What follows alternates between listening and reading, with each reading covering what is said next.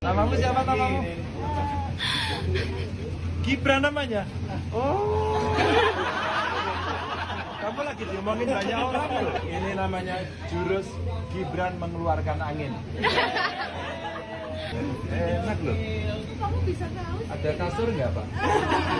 Kita tidur sini. Tapi juga bisa ngeluarin angin loh Pak kalau saya sakit. Masa sih? Oke. Waduh. Oh iya. Waduh. Iya beneran ini. Waduh. Iya. Kamu kecil-kecil pinter ya. Apalagi ya. Peredaran darah. Oh iya maaf.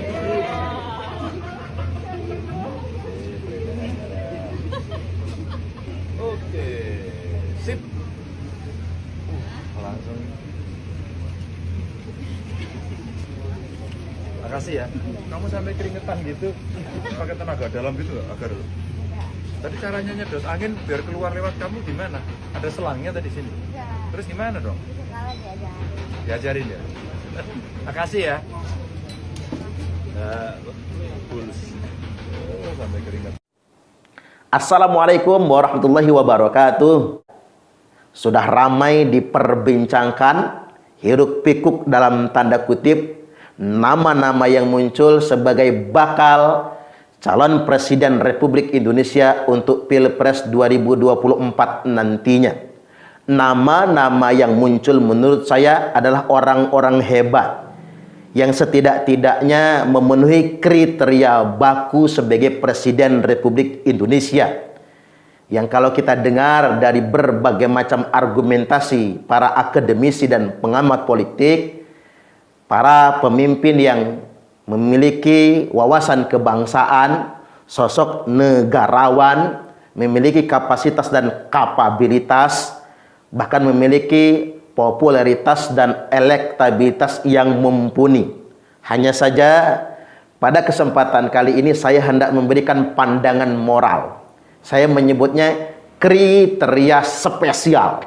Ini sangat spesial dan ini justru sangat menentukan nantinya untuk keberhasilan seorang pemimpin dalam memimpin negara besar, negara Kesatuan Republik Indonesia ini. Apa yang saya sebut dengan kriteria spesial? Setidak-tidaknya ada dua. Yakni yang pertama, kita membutuhkan pemimpin yang merakyat, berbicara dengan lisan rakyat, mampu berkomunikasi akrab di tengah-tengah rakyat, merepresentasikan bangsa Indonesia yang sesungguhnya. Satu. Kemudian yang kedua, pemimpin yang memiliki keluarga yang harmonis. Ini sederhana loh, tapi ini menentukan. Kalau kata ibu saya, kalau ingin tahu ciri pemimpin yang sukses, lihat dulu keluarganya.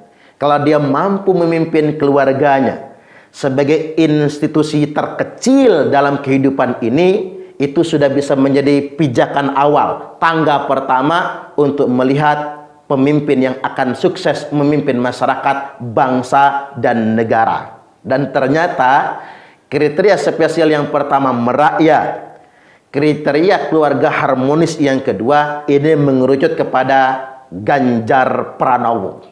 Subhanallah. Saya mungkin terlalu to the point, ya nggak apa-apalah. Mending to the point kan daripada membulet bikin pening Anda yang mendengarkan nantinya. Langsung saja kita sebut Ganjar Pranowo. Pemimpin yang merakyat, berbicara dengan lisan rakyat, merepresentasikan sesungguhnya bangsa Indonesia ini. Dan yang kedua, memiliki keluarga yang harmonis. Baik, kita mulai dari kriteria spesial yang pertama. Kita membutuhkan sosok pemimpin yang merakyat, berbicara dengan lisan rakyat, merepresentasikan rakyat jelata. Saya lebih suka menyebutnya rakyat jelata. Mengapa? Karena kita hidup di alam demokrasi modern, di mana rakyat jelata bisa menjadi presiden. Inilah kemerdekaan yang sesungguhnya. Inilah demokrasi modern yang sesungguhnya, di mana rakyat jelata, Pak Jokowi tak berdarah biru, tak berdarah hijau, tapi bisa menjadi presiden. Yang bakal melanjutkan beliau juga sosok Ganjar Pranowo, rakyat jelata yang betul-betul merepresentasikan bangsa Indonesia yang sesungguhnya. Karena memang sebetulnya kita bisa mengambil ibrohnya dari firman Allah Subhanahu wa taala. Ingat, ini ibroh ya, pembelajaran, bukan hukum.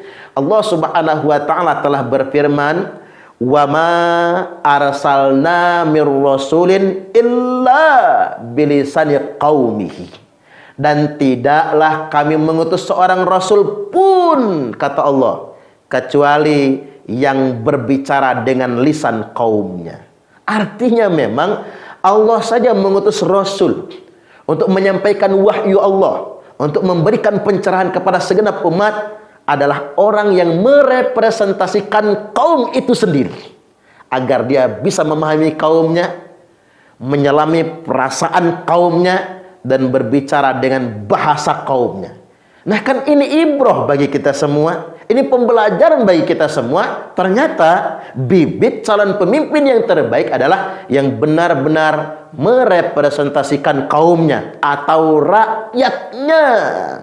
Dan sekarang kita hidup di alam kemerdekaan, tidak ada kelas-kelas sosial, maka kita sangat membutuhkan pemimpin yang merakyat, yang tidak punya jarak dengan rakyat, mau berkomunikasi langsung dengan rakyat, bahkan hidup di tengah-tengah rakyat, bersalaman, bertegur sapa.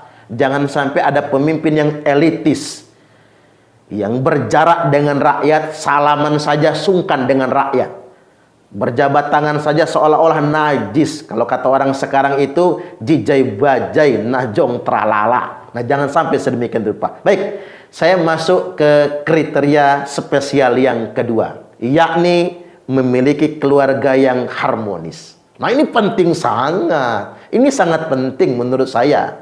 Bagaimana orang akan memimpin negara yang besar seperti Indonesia ini kalau dia memimpin keluarga saja tidak berhasil? Keluarga yang harmonis ini penting menjadi ukuran bagi kita semua, dan ini mengerucut kembali kepada Pak Ganjar Pranowo. Baik, sebelum kita bahas keluarga beliau yang bisa menjadi teladan bagi segenap bangsa Indonesia ini, saya ingin sampaikan dulu himbauan moral. Mengapa penting keluarga yang harmonis?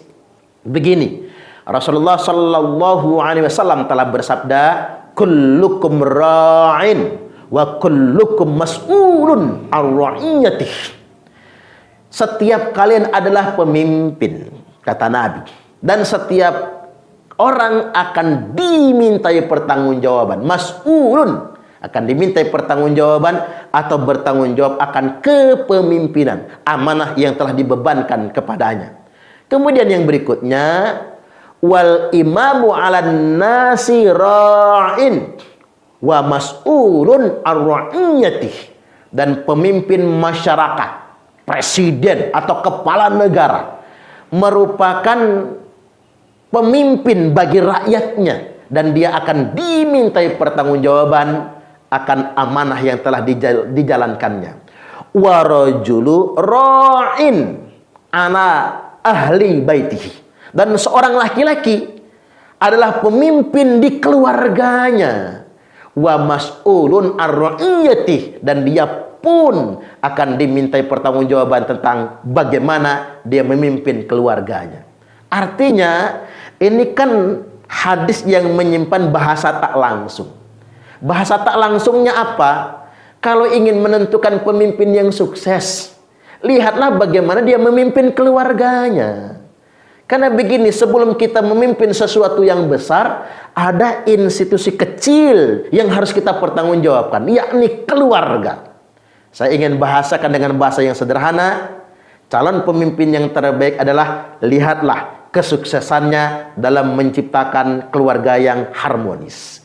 Keluarga yang harmonis akan menjadi cikal bakal, tangga awal untuk memimpin masyarakat, bangsa, dan negara. Baik, kita masuk kepada hadis yang kedua. Rasulullah SAW telah bersabda, "Akmalul mu'minina imanan ahsanuhum khuluqa." Orang mukmin yang paling sempurna imannya adalah yang paling baik akhlak moralitasnya. Wa khiyarukum linisaihim khuluqa, dan yang terpilih di antara kalian semua, mungkin bahasa lainnya yang pantas kalian pilih sebagai orang terpilih di antara kalian semua, khiyarukum linisaihim khuluqa, adalah yang paling baik dalam memperlakukan istrinya. Nabi nggak ribet kan? Kalau mau melihat orang terbaik, orang terpilih itu kata Nabi, satu, lihatlah keluarganya, lihatlah akhlaknya. Kemudian yang kedua, lihatlah bagaimana dia memperlakukan istrinya. Nah, Pak Ganjar ini sudah keluarganya harmonis. Beliau sangat sayang sama istrinya, punya anak yang solih. Istri beliau namanya Siti Atiqah. Ini juga bukan orang sembarangan. Ini orang pintar, wanita solihah. Kemudian juga beliau adalah cucu dari ulama, Nahdlatul Ulama yang karismatik. Beliau adalah cicitnya Kiai Haji Abdul Karim, tokoh NU terkemuka. Kemudian punya anak namanya Kiai Hisam Abdul Karim. Kok mirip sama saya ya? Kalau saya Suparman Abdul Karim. Jadi Kiai Abdul Karim punya anak Kiai Hisam Abdul Karim. Nah, Ning Siti Atiqah ini adalah cucunya Kiai Haji Hisam Abdul Karim. Beliau pernah menjadi Roi Suriah PCNU selama 3 periode berturut-turut. Artinya memang jelas ini wanita solihah. Dan beliau juga bersama keluarga besar mengelola pondok pesantren. Memiliki seorang putra namanya Muhammad Zinedine Zidan Alam Ganjar. Mudah-mudahan Adinda Muhammad Zinedine Zidan Alam Ganjar menjadi anak yang soleh dan juga menjadi bakal calon pemimpin Indonesia yang hebat di masa yang akan datang. Allahumma amin, amin ya rabbal alamin. Nah, ini penting kan? Kita melihat keluarganya, keluarga yang harmonis, istri yang baik, anak yang solih. Ini merupakan barometer awal kita untuk menentukan siapa calon pemimpin yang tepat. Apalagi nama Siti Atiqah menurut saya merupakan tapaulan dari sosok Sayyidah Atiqah. Nah, kita kembali ke sejarah dulu. Sayyidah Atiqah, ini adalah ulama perempuan di kalangan sahabat Nabi. Atiqah ini merupakan generasi wanita yang pertama-tama masuk Islam, menerima dakwahnya Rasulullah sallallahu alaihi wasallam, yakni Atiqah binti Zaid, dari keluarga tokoh Quraisy terkemuka, dan beliau adalah istrinya Amirul Mukminin Umar ibn Khattab radhiyallahu an, dan sukses mendampingi Umar untuk menjadi khalifah yang sukses. Jadi nggak salah dong kalau Ning Siti Atiqah, istrinya Pak Ganjar, bakal membuat Pak Ganjar menjadi sukses. Wong dulu Sayyidah Atiqah juga membuat Umar bin Khattab menjadi sukses. Ini kan luar biasa. Dan ada 2 Atiqah sebetulnya. Ada Sayyidah Atiqah, yakni sahabat terkemuka. Kemudian ada juga dari golongan tabi'in, yakni Atiqah binti Yazid. Atiqah binti Yazid ini juga merupakan ulama perempuan di kalangan tabi'in. Banyak sekali mengajarkan hadis. Dan suaminya juga khalifah, Abdul Malik bin Marwan, merupakan khalifah.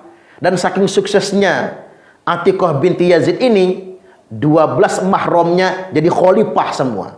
Seolah-olah begini, saya ingin membangun kesan begini.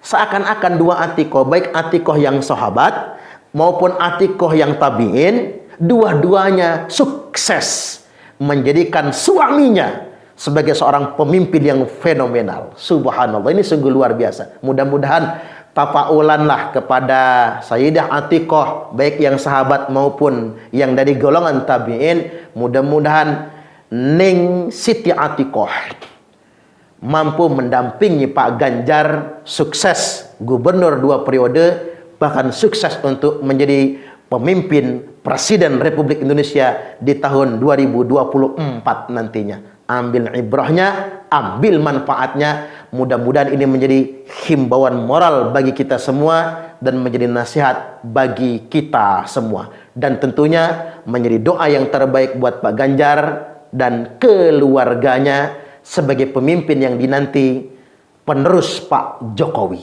Semoga sukses dan Allah berkahi. Wallahul muwaffiq ila aqwamit thariq. Wassalamualaikum warahmatullahi wabarakatuh.